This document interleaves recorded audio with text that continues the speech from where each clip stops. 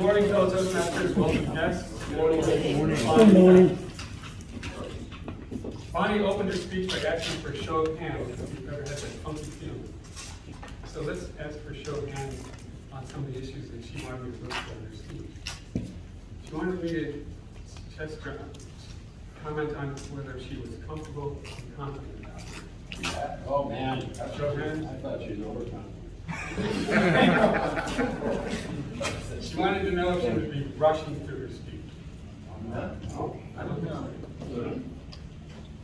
And she wanted to do pacing and questions to give people enough time to react to her statements.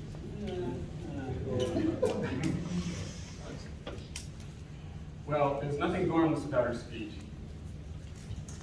I liked the fact that she used some very interesting phrases. Tear-filled eyes, manifestation of feelings. And she's got this goal to be the current relentless body to replace Tony Robbins. Now, that doesn't seem too far out of reach. Bonnie's only been a member of his club for 1 year, and she's taken home 7 trophies already.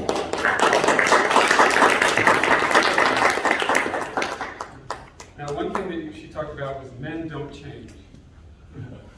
True, so true. Your point? Women marry their husband hoping to change him. And he never changes. Men marry their wife hoping they'll never change. Yes. And they're both disappointed.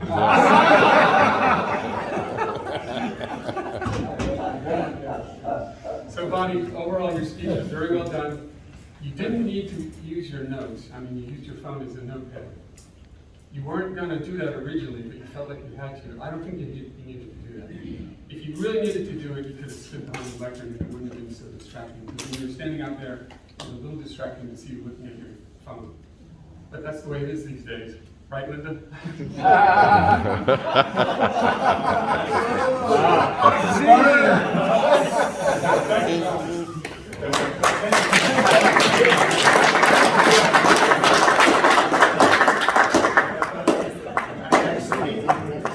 Our next evaluator, evaluating Toastmaster Charles Huckabee, is the great and wonderful Kamala.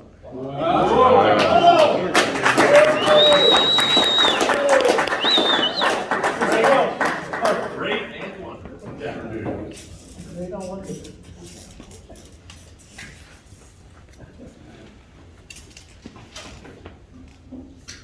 It's always great to hear Charles Huckabee give a speech.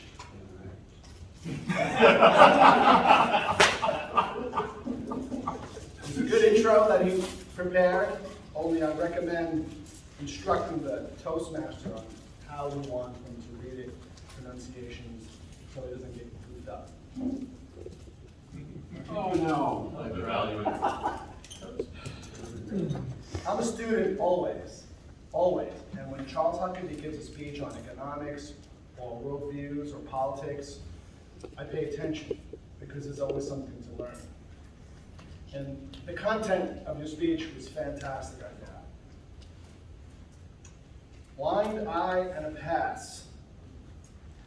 A lot of people go through life like that. They don't pay attention to anything. What goes on in school, what's taught.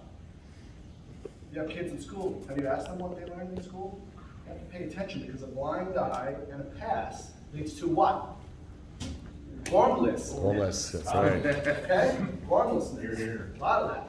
People walking around like this. You see the Pink Floyd movie with nobody had mouths, Pink Floyd the wall.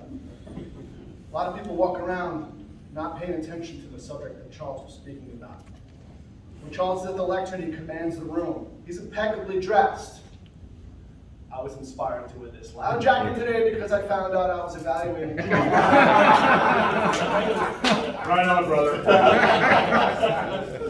Give us a history lesson, leading us to the present and what's to happen in the future if we don't pay attention.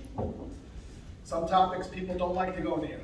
And this is one of them. But Charles handles them very well because he's intelligent. He's the opposite of Gormless when it comes to these topics. The rest of this is not so much for Charles because he's been a Toastmaster for a long time. He knows all these things, so he knows what he did wrong, in my opinion. It's for the new folks, the guests. Better organization and structure will lead you not to get disqualified. Your ending was a little haphazard, it was all over the place, and you ran over time. Stories. Tell 3 stories, 1 to 2 minutes each. That's about 5.5, 6.5 minutes, and then you have a minute to wrap it up. Give us a call to action. Tell us what you want us to do. Thank you very much.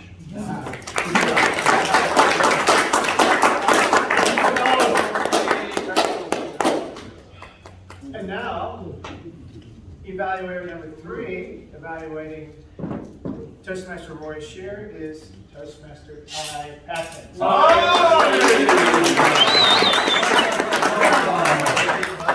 DT.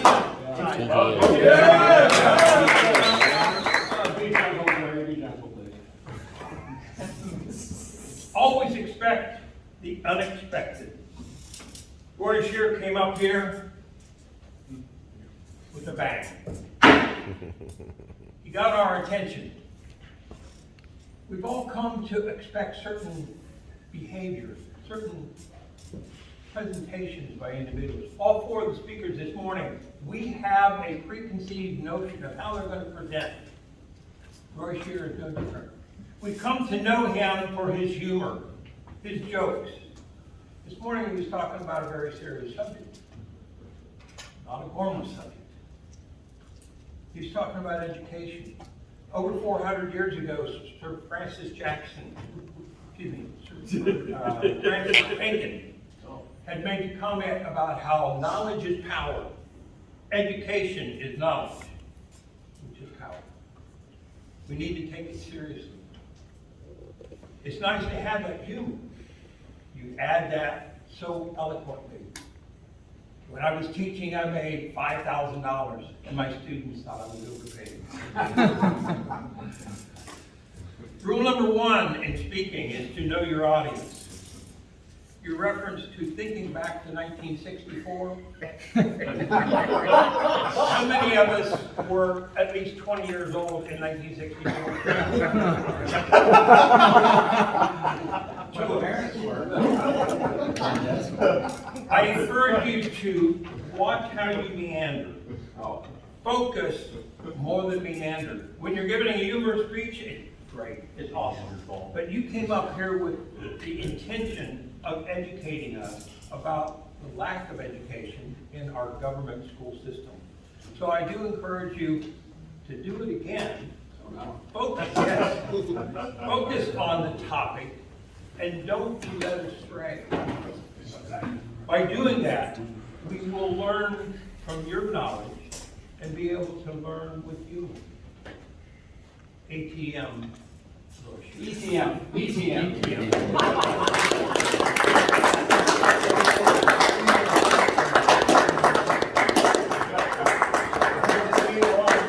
Our 4th evaluator, evaluating Toastmaster Carter Schaefer, is Toastmaster Tim Lincoln.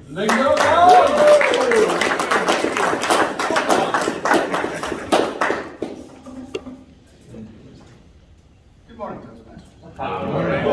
Good morning, Tim. What we have here is an intelligent speech, a humorous speech, an important speech, life lessons. All right, I'm going to ask a question, and please, before you raise your hand right away, or don't raise your hand right away, think about my question and come up with a good answer. How many people here, right this minute, give you 30 seconds, could come up here and give a couple minute speech? Back pocket speech, as they would say. How many? Come on, raise your hands. I bet you do. The story, You're on next week. the speech that Carson gave today was about being ready, about just telling a story. We all have stories. Lessons that he taught in his speech was about sitting down with a friend and just having a conversation. He told us how to do it. He told us not to be boring. He gave us multiple things to put into the speech. It was humorous. His walking away to get a screwdriver. His body language, that's all fun. Probably a year and a half ago, we had a meeting where the Toastmaster didn't bother to confirm roles. Oh, yeah. We had 4 empty spots over there. 4! 4 empty spots. The education director had voluntold everybody for their roles. So you can imagine our meeting was discombobulated. But it wasn't. You know why? Because we are Winter Park Toastmasters. Lessons like Carson's speech is what makes us so great. All the roles were filled and the meeting went off without a hitch. Back pocket speech or top of head speech was today's lesson. And it was well presented, very well presented, and well received. Carson had a nice timeline.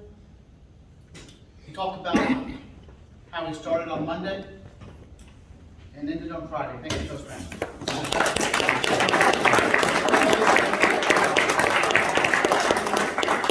Mr. Timer, do all of our evaluators qualify? All qualified. All right.